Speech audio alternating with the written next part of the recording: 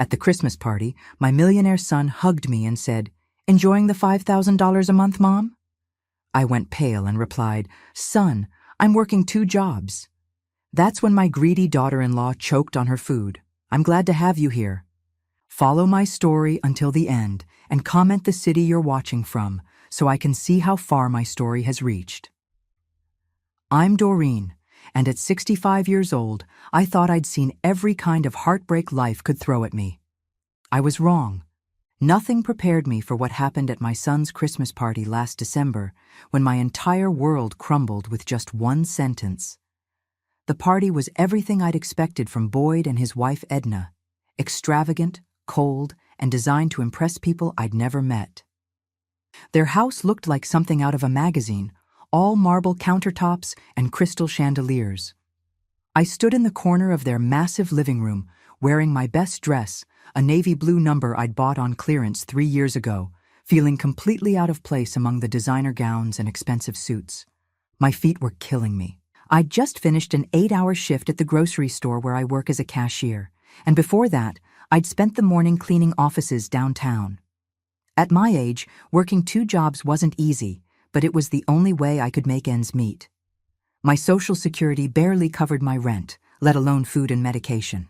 Boyd was across the room, looking every inch the successful tech CEO he'd become. Tall, confident, wearing a suit that probably cost more than I made in 2 months.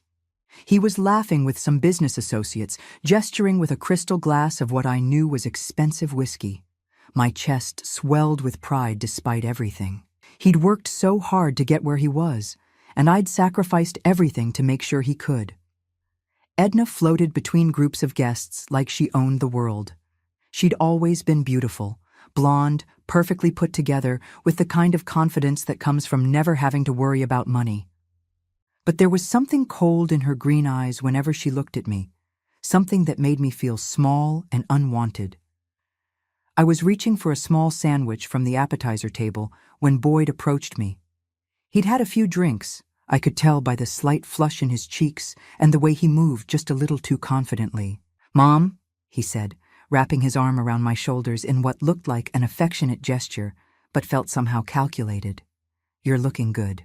Really good." "Thank you, sweetheart," I replied, trying to ignore how forced his smile seemed.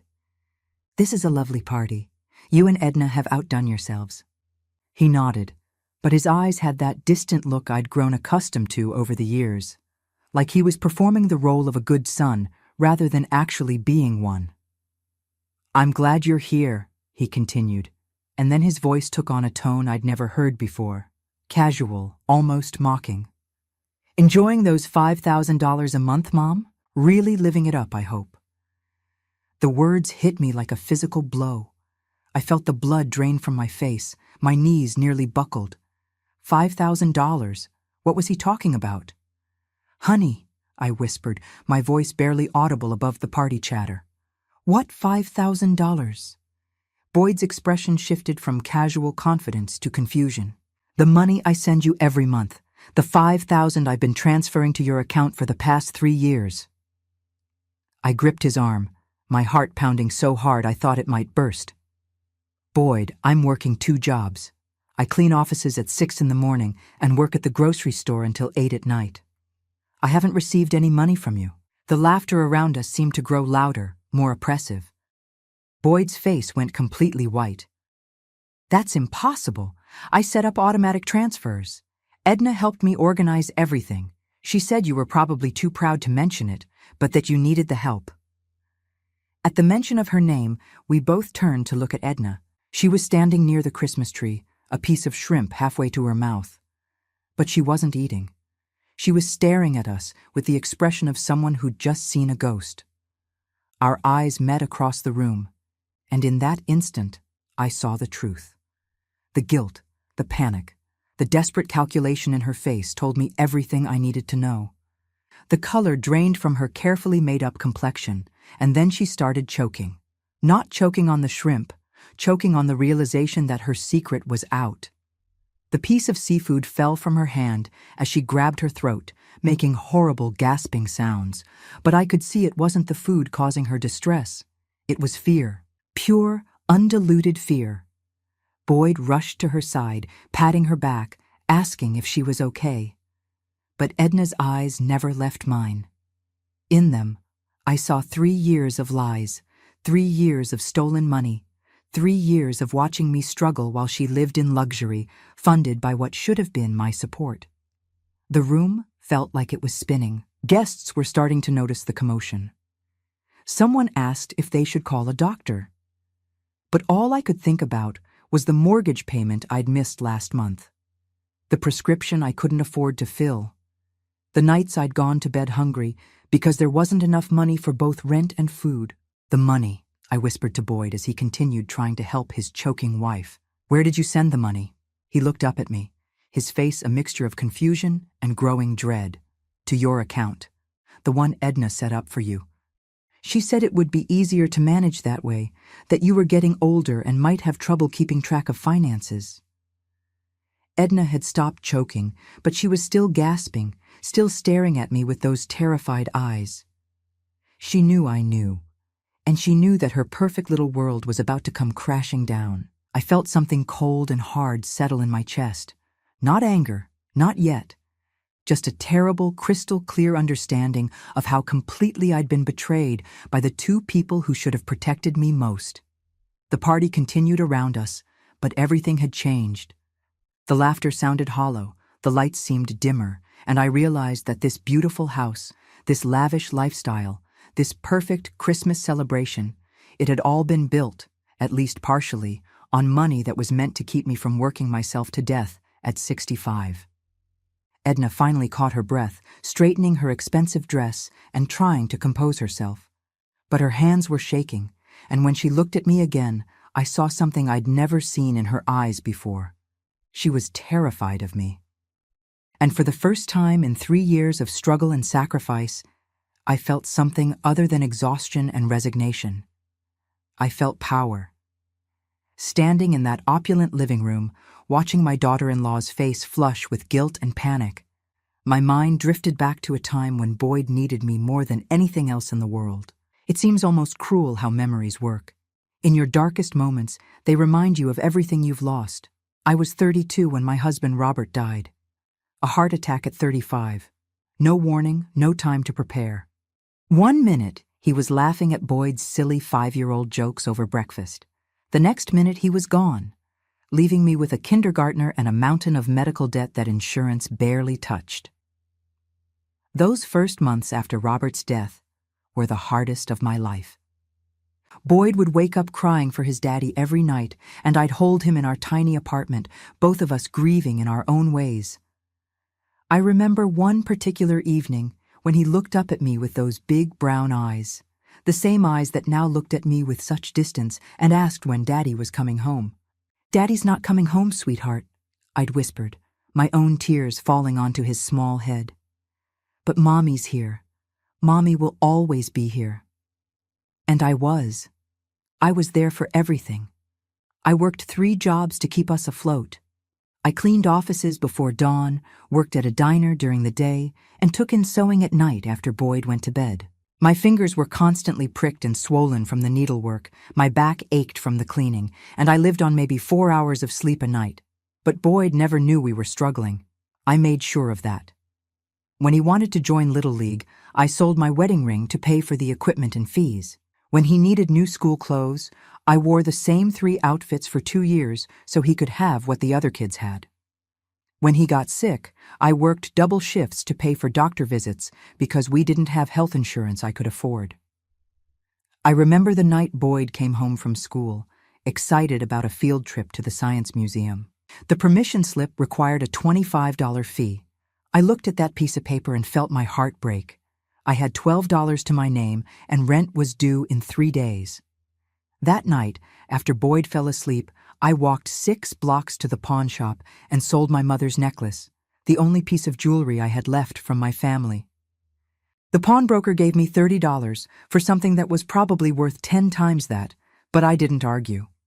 Boyd went on that field trip, and he never knew what it cost me.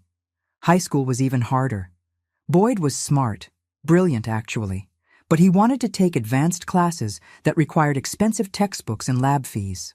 He wanted to join the debate team, the computer club, the academic decathlon. Each activity meant more money I didn't have, more sacrifices I gladly made. I took out loans I couldn't afford to buy him a decent computer when he showed an interest in programming. I worked Christmas Eve and New Year's Eve every year for the overtime pay, so he could have the calculator he needed for advanced math, the chemistry set he wanted for his birthday, the clothes that would help him fit in with classmates whose parents had money. The college years nearly killed me.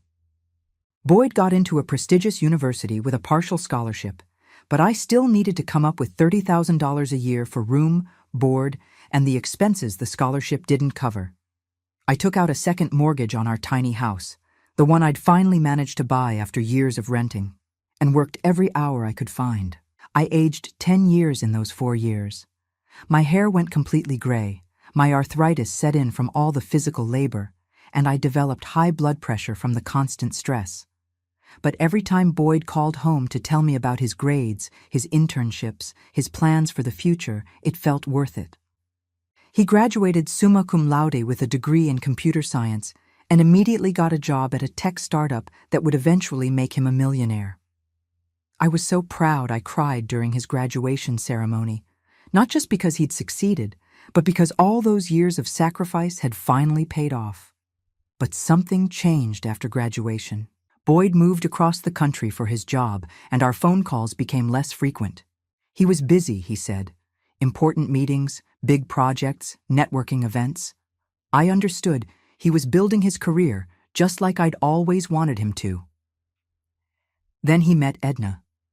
I knew from the moment I met her that she didn't like me. It wasn't anything she said directly. Edna was too sophisticated for that. It was the way she looked at my worn-out clothes, my calloused hands, my small house with its outdated furniture. I could see her calculating my worth and finding me lacking. She started subtly discouraging Boyd from visiting. Suddenly, every time he planned to come see me, there was a work emergency or a social obligation that Edna deemed more important. When I called, she would answer the phone with a cool politeness that made it clear I was interrupting something more significant. "Boyd's in a meeting," she'd say. Or, "He's really overwhelmed with work right now, Doreen. Maybe try calling next week." Gradually, the calls stopped coming altogether. Birthday cards became the extent of our communication. Boyd would send expensive gifts, things I couldn't use or afford to maintain, like silk scarves or electronics I didn't understand. But he stopped asking how I was doing or if I needed anything. I told myself it was natural. Sons grow up, move on, start their own families. I'd done my job raising him, and now he was living his own life. The loneliness was just part of being an older woman whose child had become successful. But standing in their mansion, looking at the crystal chandeliers and marble floors, calculating how much their furniture cost compared to my monthly income, I realized something that made my chest tighten with a pain I'd never experienced before. All those years of sacrifice, all those nights I went hungry so he could eat, all the times I worked myself to exhaustion so he could have opportunities. None of it had taught him the value of taking care of family. Edna had convinced him that I was somehow beneath them, that my struggles were my own fault, that helping me was charity rather than love. And while I'd been working 2 jobs at 65, cleaning toilets and standing on my feet for 14 hours a day, they'd been living in luxury, believing I was getting money I never saw. The worst part wasn't the betrayal. It was the realization that the little boy I'd held through nightmares, the teenager I'd sacrificed everything for, the young man I'd been so proud of, had become someone who could forget me so completely. As I watched Edna struggle to regain her composure, still avoiding my eyes, I felt something shift inside me. The grief and confusion were still there, but underneath them was something harder and colder. For the first time in my life, I wasn't thinking about what was best for Boyd. I was thinking about what was best for me. The days following the Christmas party passed in a blur of uncomfortable silence and difficult conversations. Boyd had insisted on driving me home that night, his face pale and drawn as we sat in his expensive car outside my small duplex. He kept apologizing, his voice shaking with confusion and what I hoped was genuine remorse. "Mom, I swear I had no idea," he'd said. gripping the steering wheel so tightly his knuckles were white. "I've been sending that money religiously. Every month, $5,000 transferred to the account Edna set up." I'd nodded, too exhausted and emotionally drained to say much. "I believe you, sweetheart. But we need to figure out what happened to it." 3 days later, Boyd called and asked if he could come over. His voice was different, harder, angrier than I'd heard it in years.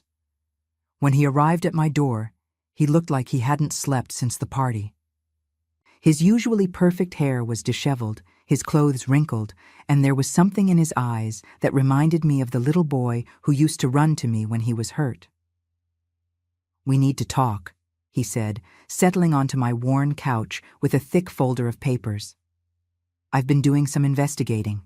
I poured us both coffee in my mismatched mugs, the only ones I had left after selling most of my good dishes last year to pay for a car repair. Boyd spread the papers across my coffee table, pointing to bank statements and transfer records with a trembling finger. "Here," he said, his voice tight with controlled fury. "This is the account I've been sending money to for 3 years. Look at the name on it." I leaned forward, squinting at the small print. The account was indeed in my name, Doreen Elizabeth Crawford, but there was something off about the address. Instead of my duplex on Maple Street, it listed an address I didn't recognize. "That's not my address," I said slowly. "I've never seen this account before in my life." Boyd's jaw clenched. "The address belongs to a mailbox rental place downtown. Edna has been intercepting all the statements. She told me she was helping you manage your finances because you were getting older and might have trouble keeping track of things." The words hit me like a slap.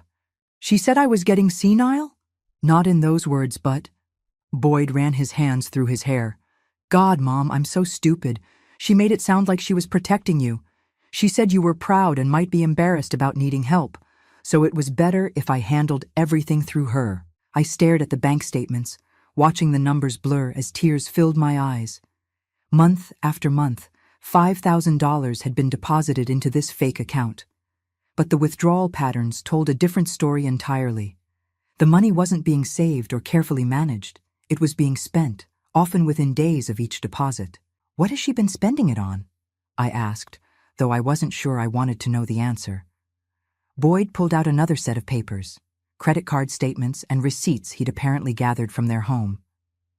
Spa treatments, designer clothes, girls' trips to wine country with her friends, that expensive gym membership she just had to have, the personal trainer, the weekly manicures, the shopping sprees. As he read off the list, I felt a strange detachment settle over me.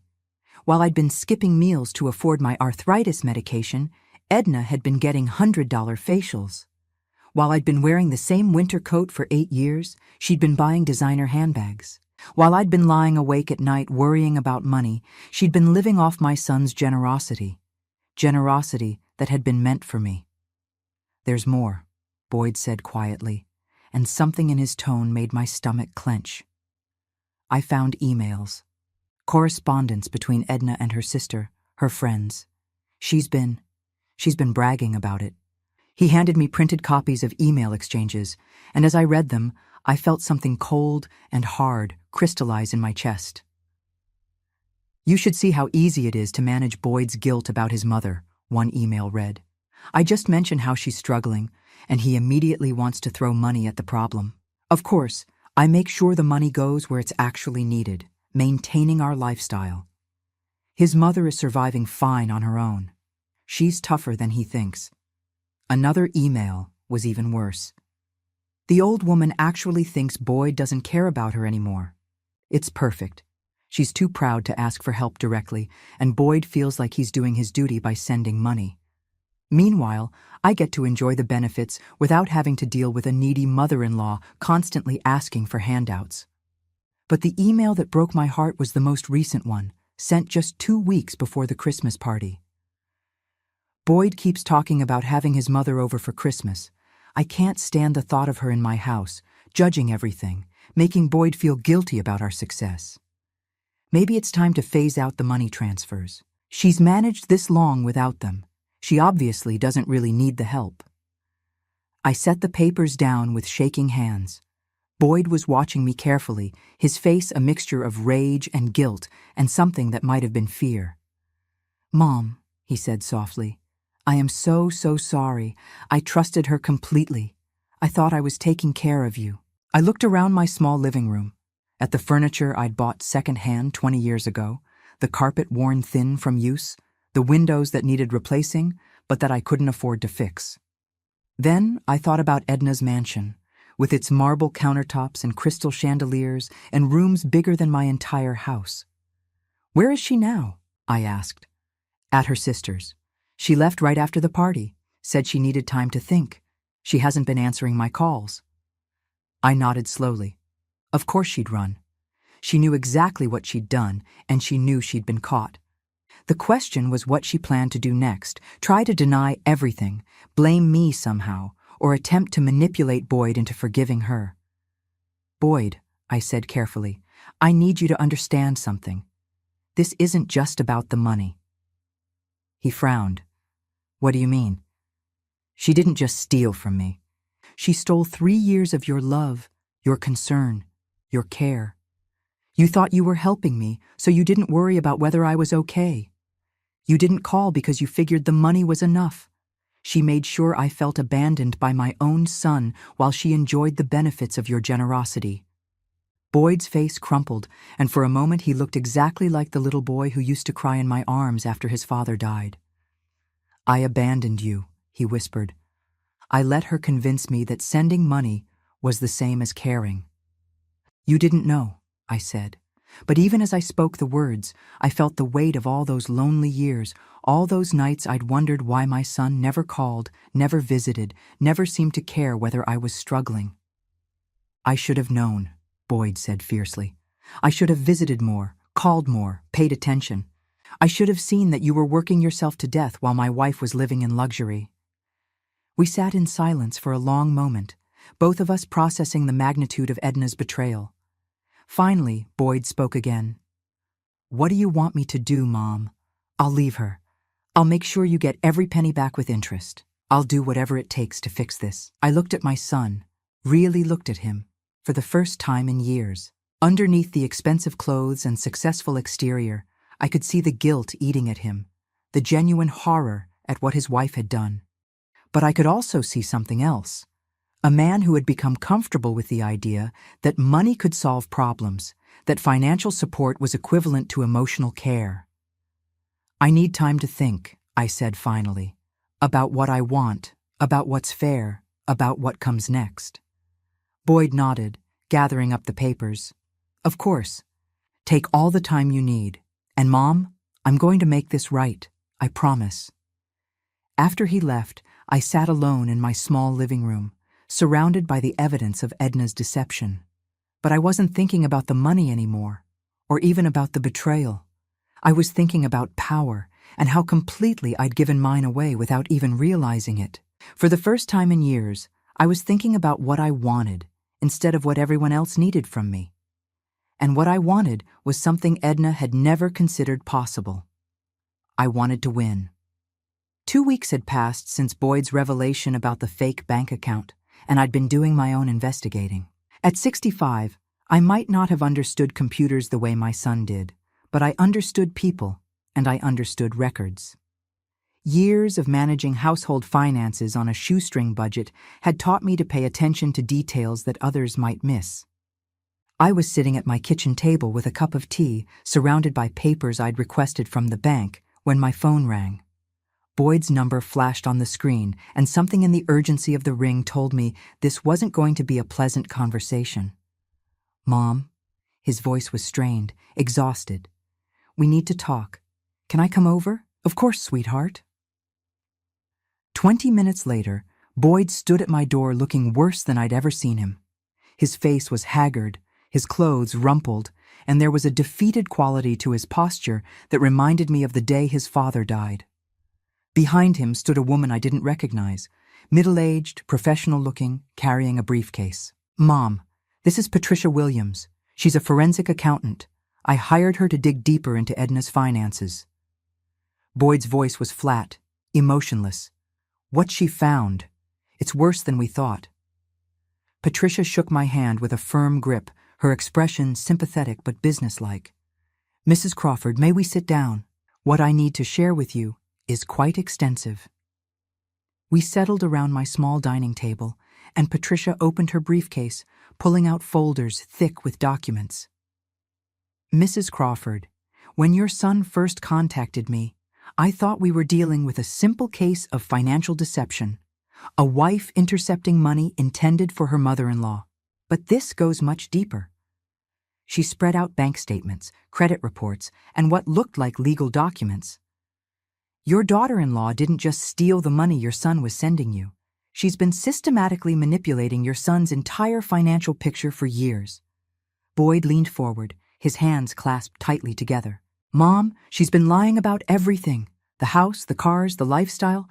It's all been funded by money she claimed was being spent on various family needs, including money she said was for you. I don't understand, I said, though a cold dread was beginning to settle in my stomach. Patricia pointed to a series of transactions on one of the statements. Your son has been incredibly generous over the years, Mrs. Crawford. Not just the $5,000 a month that was supposed to go to you, but additional money for what Edna claimed were your medical emergencies, home repairs, car troubles, crisis after crisis that required immediate financial assistance. I felt the blood drain from my face. What medical emergencies? What home repairs? Exactly, Patricia said grimly. In the past 3 years alone, Edna claimed you needed $47,000 for various emergencies. A roof replacement after storm damage that supposedly devastated your house. Emergency surgery that your insurance didn't cover. A car accident that left you unable to work for months. Boyd's voice was barely a whisper.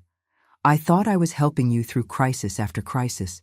Every time I'd start to worry about visiting you or wonder why you never called to thank me, Edna would tell me you were too proud, too embarrassed about needing help.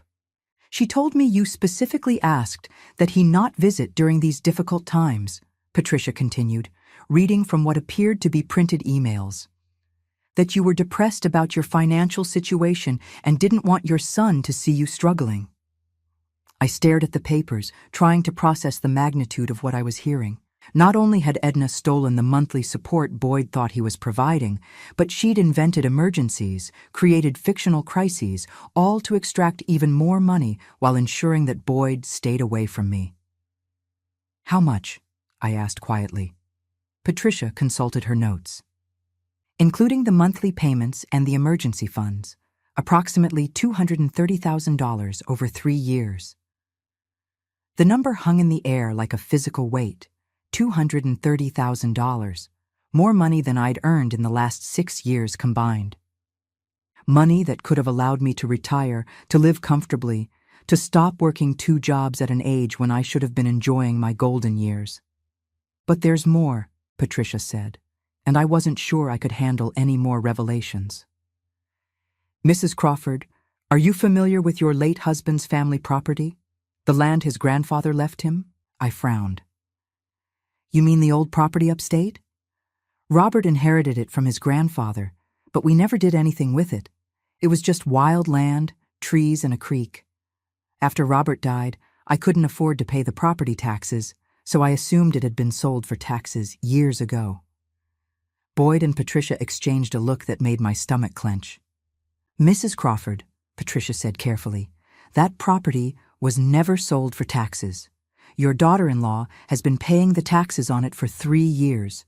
She also commissioned a land survey and an environmental assessment. Why would she do that? I asked, though something deep in my gut already knew the answer wouldn't be good. Because the state is planning a new highway expansion, and that property is directly in the path of development. The government will be forced to purchase it through eminent domain, and the compensation estimate is between $1, $2, and $8 million. The room started to spin. I gripped the edge of the table, trying to process what I was hearing. Are you telling me that land is worth over $1 million? Yes, ma'am, and legally, as your late husband's widow, you're the rightful owner. But Edna has been positioning herself to claim ownership by virtue of the fact that she's been paying the taxes and maintaining the property. Boyd's face was white as paper.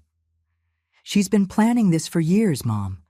The whole time she was stealing from you, making you struggle, keeping me away from you.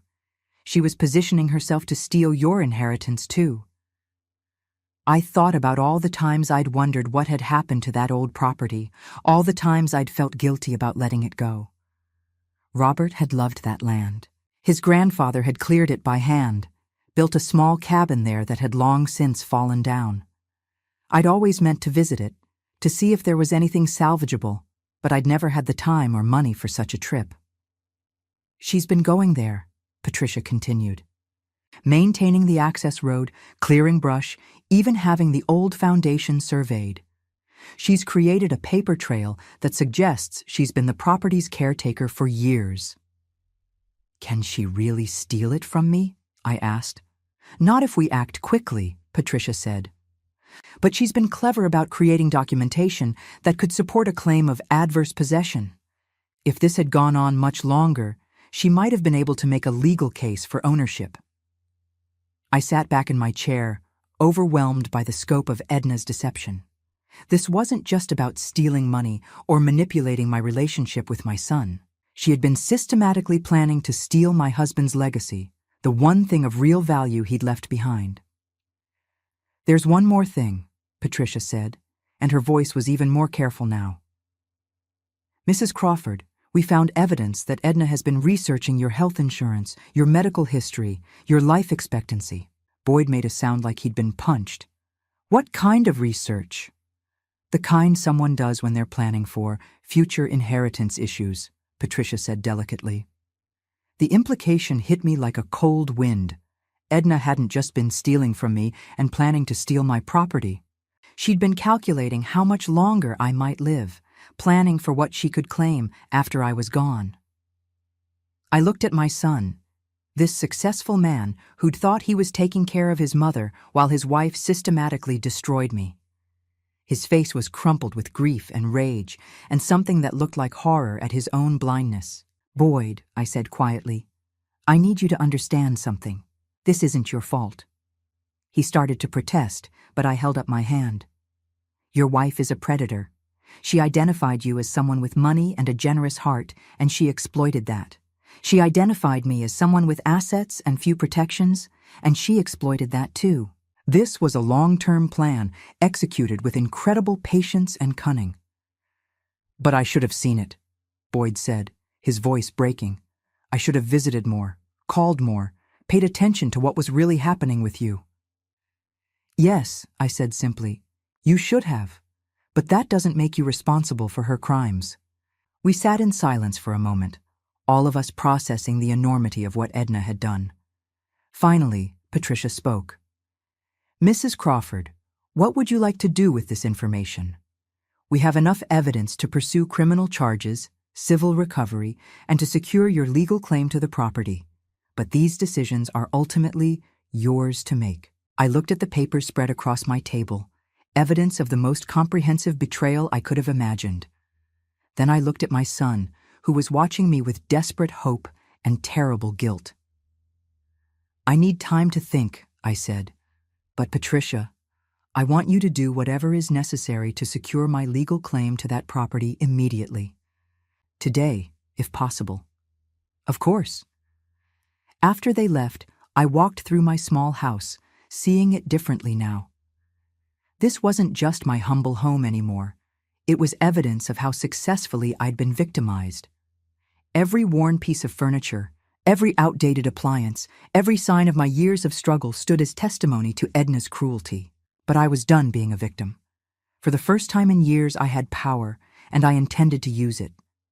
3 days after Patricia's devastating revelations, Boyd called me early in the morning.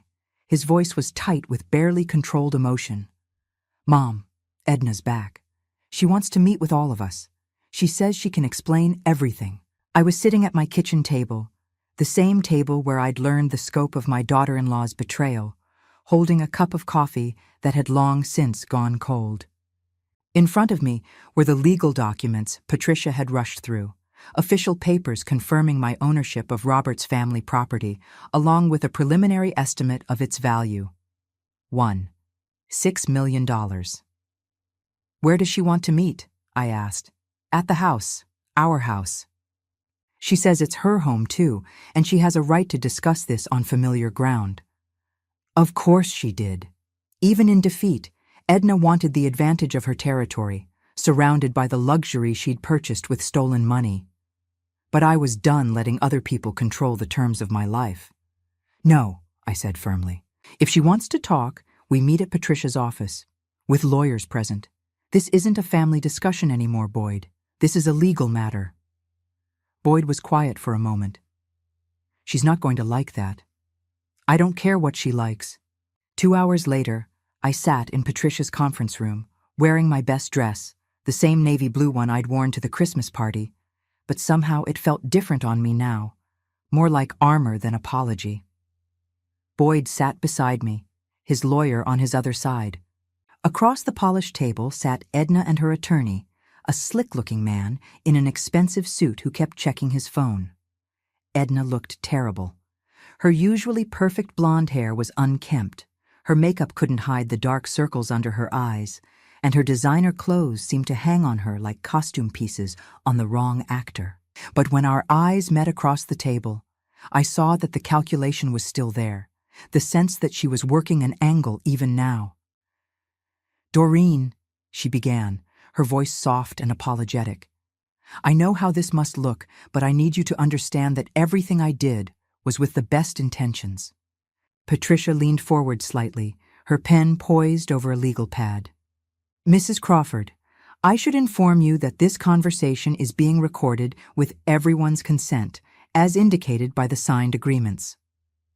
Edna's lawyer nodded curtly. Edna herself seemed to hesitate for just a moment before continuing. I was trying to protect Boyd from feeling guilty, she said, her eyes focused on me with what might have been genuine pleading. You're so independent, so proud. Every time he wanted to help you, you'd refuse. I thought if I managed the financial support discreetly, you could maintain your dignity while still getting the help you needed. I kept my expression neutral, but inside I felt a familiar anger building. Even caught red-handed, she was still trying to manipulate the narrative. And the property taxes? Patricia asked mildly. Were you paying those to protect Mrs. Crawford's dignity as well? Edna's composure slipped slightly. I was protecting a family asset. Boyd is Robert's stepson, and when Doreen passes away, that property would naturally. I'm not Boyd's stepson, Boyd said sharply. Robert adopted me legally when I was 7. That makes me his son, not his stepson. And that property belongs to my mother, not to us. Edna turned to him with the kind of desperate look I'd seen her use before when she needed to regain control. Honey, you're upset, and I understand that. But we need to think practically about the future. Your mother isn't getting any younger, and that property is going to require significant management when the state begins the acquisition process. Management that you were planning to provide? Patricia asked. For a substantial fee, I assume? Edna's lawyer placed a hand on her arm, but she ignored him. I was trying to ensure that Boyd's inheritance would be properly handled. Doreen doesn't understand complex financial transactions. That was when something inside me snapped, not into anger, but into perfect, crystal-clear certainty. Edna, I said quietly, and my voice carried a calm authority that surprised even me. I want you to listen very carefully to what I'm about to tell you. She turned to me, and for the first time since I'd known her, she looked genuinely uncertain. I've spent the last 3 days thinking about everything you've done. The stolen money, the fake emergencies, the lies you told my son to keep him away from me, the way you've been planning to steal my husband's legacy. I paused, letting the words settle in the room. But mostly, I've been thinking about how you made me feel for 3 years, how you made me believe that my own son didn't care about me, how you turned his love and generosity into weapons against both of us. Edna's face was pale, but she was still trying to maintain that manipulative earnestness. Doreen, I never meant for you to feel. You meant exactly that, I interrupted, and my voice was still calm, still controlled. You wanted me to feel abandoned and forgotten. You wanted Boyd to feel like he was doing his duty without having to actually connect with me? You orchestrated our separation because it served your purposes. I stood up, Patricia's documents in my hands. Boyd, I said, turning to my son, you've offered to make this right, to give me back the stolen money, to leave Edna and start over. Boyd nodded eagerly. Yes, Mom, whatever you want. I don't want your money, I said, and I saw the shock on his face. I don't want you to leave your wife for me. I don't want you to upend your life to fix what she broke. Edna's expression shifted to something that might have been hope, but I wasn't finished. I want something else entirely. I want you to make a choice, Boyd. A real choice, based on who you want to be and what kind of life you want to live. I placed the property documents on the table in front of me. I'm going to be a wealthy woman very soon. This property that your wife tried to steal from me is worth more than $1.5 million. I don't need your money anymore, and I don't need your guilt. Boyd's face was a mixture of confusion and hope. What do you need, Mom? I need you to decide whether you want a relationship with me based on love and respect, or whether you want to continue living in a marriage built on lies and manipulation. I looked directly at Edna, whose face had gone completely white. Because here's what's going to happen. I'm going to sell that property and use the money to live comfortably for the rest of my life. I'm going to quit both my jobs and move somewhere beautiful, somewhere I can finally rest. I gathered up my purse and stood to leave. And Edna, I'm going to make sure that everyone, your friends, your family, your social circle, knows exactly what kind of person you are. Not through some public campaign, but through careful, truthful conversations with people who matter to you. Edna's lawyer was frantically scribbling notes, but Edna herself looked like she might faint. But I'm not going to press criminal charges, I continued, and I'm not going to sue you for the money you stole. Do you know why? She shook her head mutely. Because the best revenge isn't destroying you. It's succeeding without you. It's living well while you live with the knowledge of what you've done. I turned back to Boyd one last time. Son, if you want a relationship with me, it has to be real. No more money transfers, no more guilt-driven gestures, just genuine care and respect between a mother and son who choose to be in each other's lives. Boyd stood up, his eyes bright with tears. I want that more than anything, Mom. Then you know what you need to do. I walked out of that conference room feeling lighter than I had in years. Behind me, I could hear Edna's voice, high and desperate, trying to convince Boyd that I was being unreasonable, that she could change, that their marriage was worth saving. But I didn't turn around to see what he would choose. For the first time in my adult life, I was walking toward my own future instead of trying to fix someone else's problems. And it felt like freedom. 18 months later, I was sitting on the wraparound porch of my new house in Asheville, North Carolina, watching the morning mist rise from the Blue Ridge Mountains. The house wasn't enormous. I'd learned that happiness doesn't come from square footage, but it was mine, paid for in full with money from Robert's family property. Every morning, I sat in this same spot with my coffee, marveling at the peace that comes from a life lived on your own terms.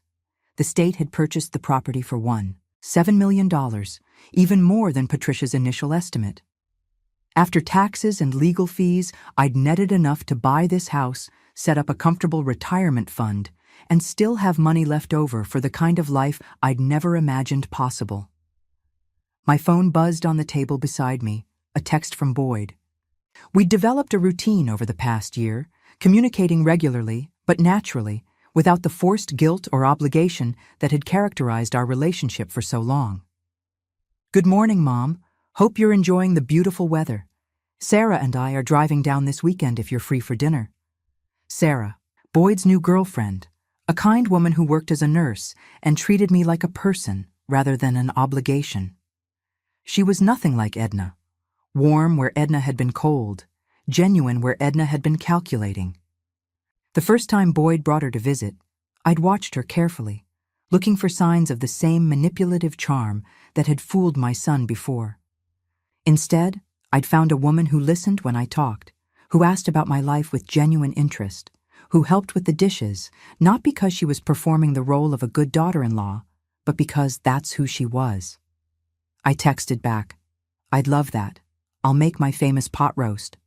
It had taken Boyd 6 months to leave Edna after that meeting in Patricia's office. 6 months of trying to salvage something from a marriage built on lies, of couples therapy sessions where Edna alternated between tearful apologies and angry accusations. I'd stayed out of it completely, focusing on my own life for the first time in decades. When Boyd finally called to tell me he'd filed for divorce, his voice had been exhausted but relieved. "She fought me on everything, Mom. The house, the cars, even tried to claim she deserved part of your property settlement because she'd managed the family finances for years." Edna had gotten nothing in the divorce except what the law required. Half of the assets that were genuinely Boyd's, none of the money she'd stolen from me, and certainly none of my property settlement.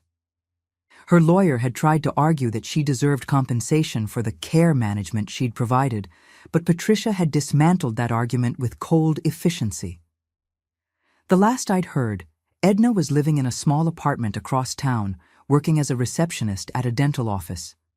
Not the dramatic downfall some people might have wanted, but a quiet reduction to the kind of ordinary life she'd always disdained. Boyd occasionally mentioned seeing her around town, looking older and harder, but they never spoke. I'd kept my promise about not pressing criminal charges, but I'd also kept my promise about making sure people knew who she really was. Not through any dramatic confrontation or public exposure, but through the kind of careful, truthful conversations that matter in a small community. When her friends asked why Boyd had left her, I simply told them the truth when asked. When people wondered why she'd moved out of the mansion, I explained about the stolen money and forged documents. The truth, it turned out, was more powerful than any revenge I could have planned. My neighbor, Mrs. Patterson, emerged from her own house next door, waving as she headed to her garden. She was 82, a widow like me, and over the past year she'd become the kind of friend I'd never had time for when I was working 2 jobs and worrying about money. We shared recipes, watched old movies together, and sometimes just sat on our respective porches in comfortable silence. "Morning, Doreen," she called. "Coffee's especially good today, isn't it?"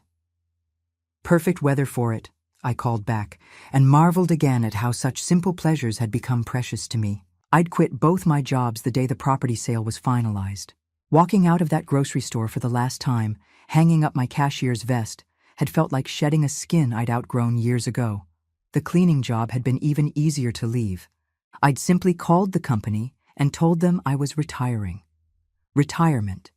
At 66, I was finally doing what most people did in their 60s, enjoying the fruits of a lifetime of work, spending time on hobbies and relationships instead of survival.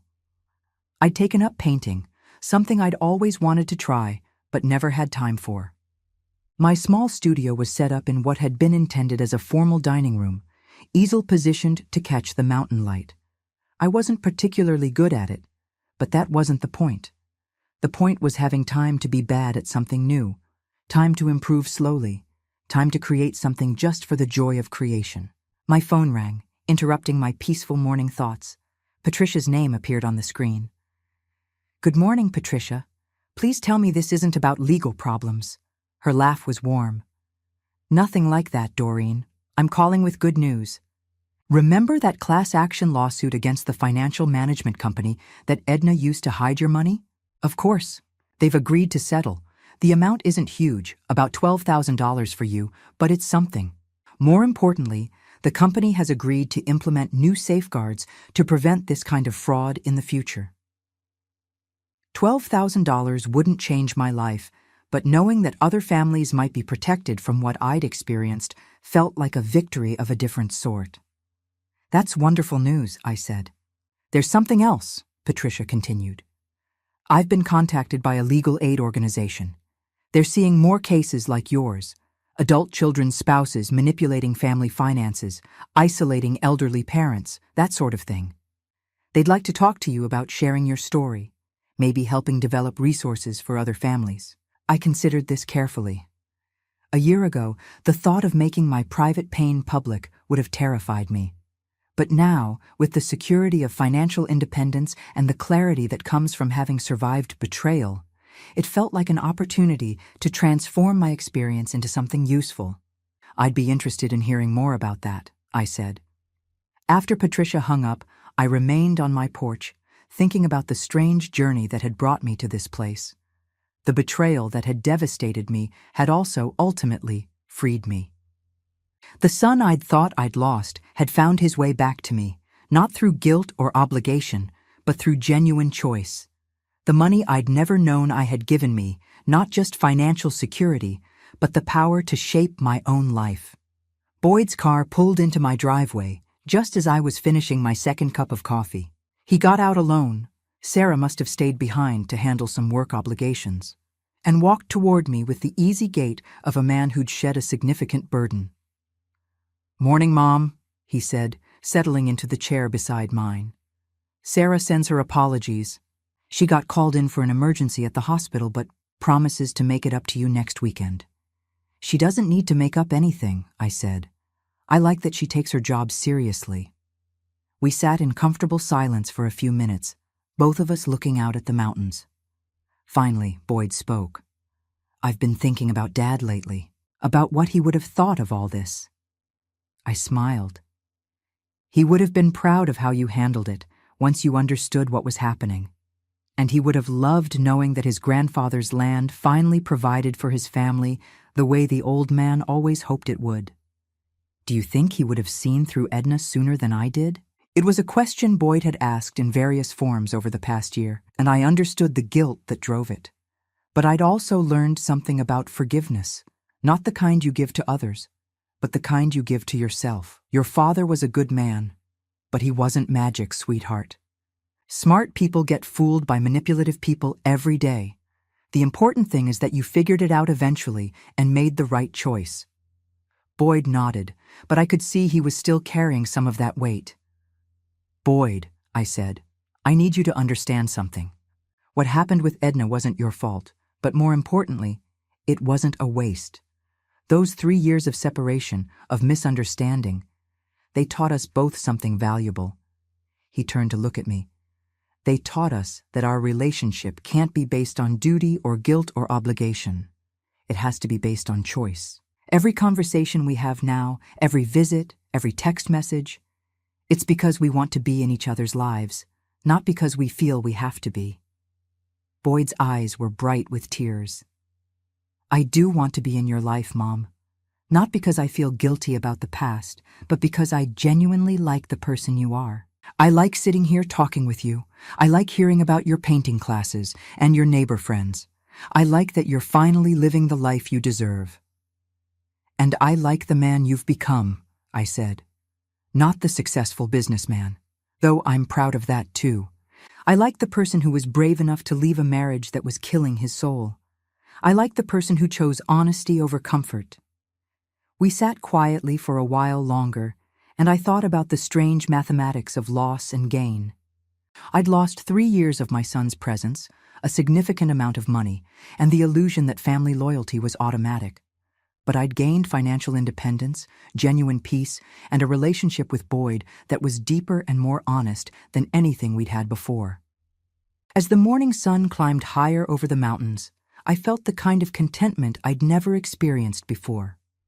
Not the desperate gratitude of someone who'd been given unexpected kindness, but the solid satisfaction of someone who'd fought for what they deserved and won.